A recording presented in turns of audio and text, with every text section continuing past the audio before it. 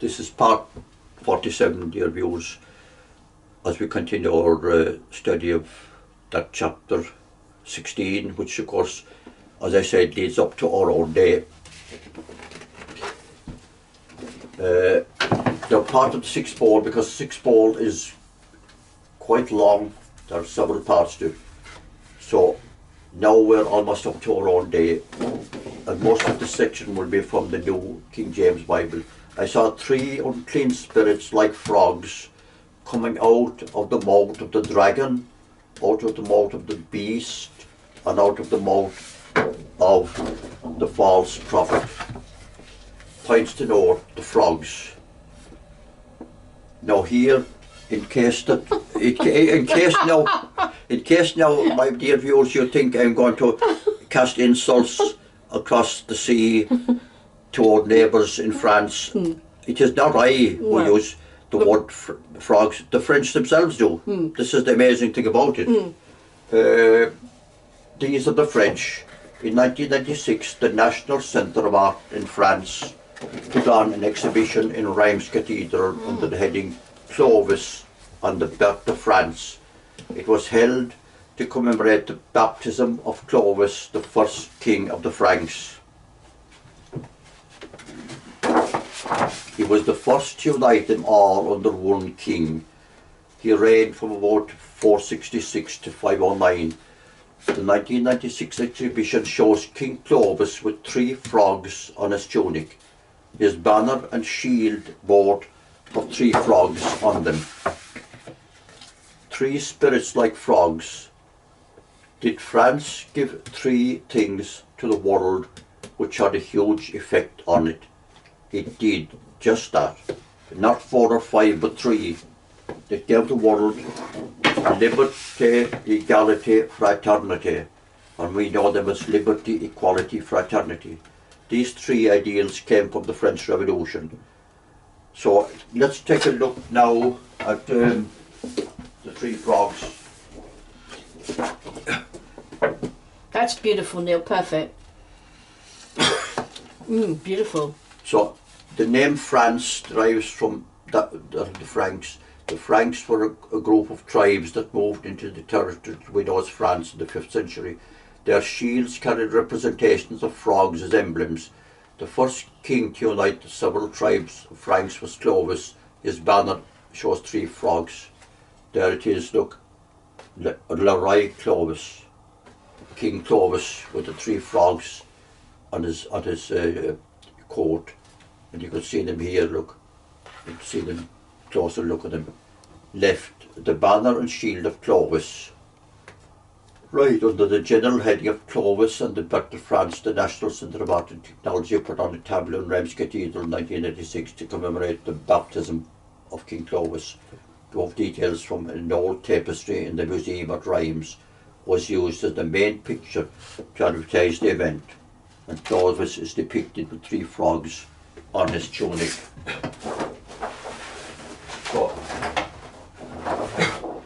now we turn now to the postage stamps. Of course, in any country are a very important aspect of how that country sees itself, the stamps which it issues. So here we have a stamp which was issued in 2002 in the Alps, the Alps department, and it says 3 spirits like frogs, liberty, equality, fraternity. The French postage stamp of 2002, you can see the liberty, equality, fraternity. So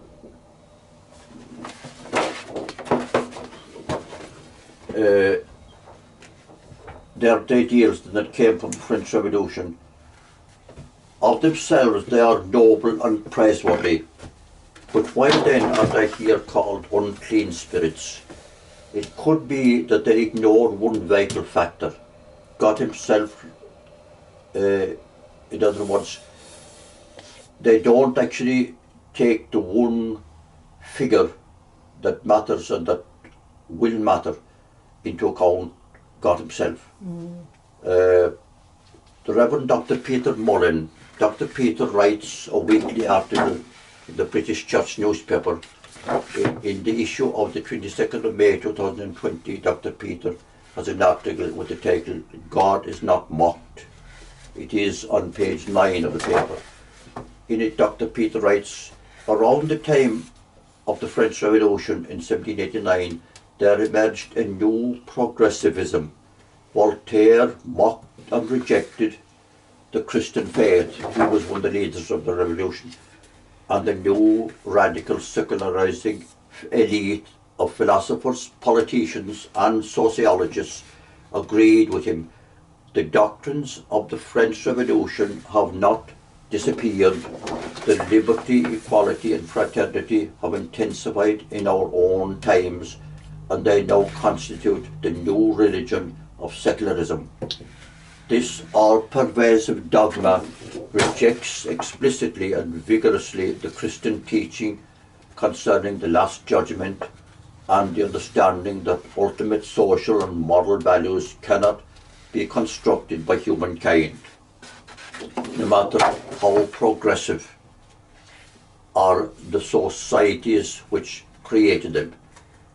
Morality, like life itself, comes down from God. The secularists scoff at this truth with all the mocking pride of Voltaire. François-Marie Voltaire was a French writer. He died 11 years before the Revolution. His writings had a considerable influence on the Revolution. When I say he was one of the leaders of the Revolution, it was through his writings because he died before it. But writers often had a powerful influence on revolutions long after they died. The big mistake of the French Revolution was that they left God out of it, although at one stage, 5 years after the revolution started, they actually had a festival in the streets of France to honour the God of Heaven, which was led by Emmanuel Robespierre. But on the whole, of course, the French Revolution rejected God or rejected religion. Now, so that then, because it may grate a bit to think that high ideals, noble ideals like liberty, equality and fraternity are called unclean, which means that God does not approve of them. But in truth, if we take the word liberty, I think there's no such thing as liberty for any human being. We're all trapped in the fallen human nature. The only liberty is freedom from sin, and the only one that gives that is Jesus. You're right. So in a sense, it's almost a challenge to Jesus' sacrifice. Yes. If liberty could be found, why did Jesus have to die? Exactly. For a cruel death? Very cruel. Unbelievably cruel. Yeah. That was the price that had to be paid to get real liberty. So no politician can really offer liberty. No.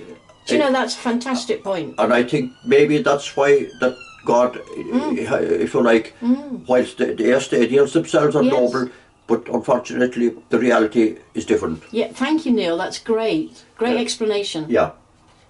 The French Revolution did leave God out of it. Now the dragon, the beast and the false prophet, the three spirits came from all these. First of all, the dragon. Now, again, we've already discussed this because we found that the dragon today is the Kremlin in Moscow. And that we traced it down through the generation from Rome itself, then east to Constantinople, and then finally to Moscow. It transferred from Constantinople to Moscow roughly after the time of the downfall of Constantinople in the year 1453, and of course the word Tsar, which was the title of the Russian king until they finally got rid of the royalty after the revolution of 1917. The word Tsar actually is taken from the word Caesar. So that all this then we've already covered, but it's important to remember the background of how Moscow today, Vladimir Putin's Kremlin is the dragon. Of course, when I say Vladimir Putin's Kremlin, we don't know if Vladimir Putin will actually be the Russian leader who will lead the final events of history. I don't think he will be. What do you think? I simply don't know, because No. that's up to Christ. Yes. And I think there's no point in making predictions. It's No, almost, you're you right. need to Sorry. be prophet. No, you're You right. need to be prophet, yeah. Mm. So, okay, the dragon is Moscow, the beast. A beast is an empire, so what empire exists today? An empire will exist at the time of the end. And we saw that two beasts existed in Europe at the same time. There were the beast of the sea and beast of the earth. But those two are now gone. The Empire of the Catholic Church and the Holy Roman Empire. The Holy Roman Empire came to an end in 1806, and the Empire of the Church came to an end in 1870 with the unification of Italy. The Pope lost the Papal States, and the temporal power of the Church came to an end then, and the Pope became a prisoner in the Vatican, and that left no empire. Yet the prophet Daniel foretold that an empire will exist at the second coming. He wrote, "These great beasts, 4 in number, meant that 4 kingdoms will arise out of the earth." The 4th beast means there will be a 4th kingdom upon the earth, which will be different to all the kingdoms. Then the court will sit, and his dominion will be taken away to be destroyed and abolished for all time.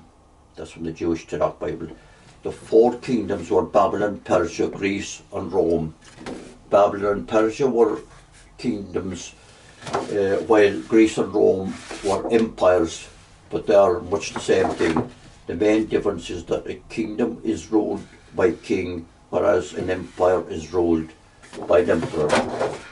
The court will sit, and his dominion will be taken away. This refers to the papacy, which was directly produced from the Roman Empire. His dominion was taken away in 1870. His complete dominion will be taken away by Christ at the second coming. The beast was cast alive into the lake of fire. This refers to the Roman Empire itself. All its institutions will be utterly destroyed by Jesus, and this shows that it will exist at the second coming. And there we will wait for the next. Please. Okay,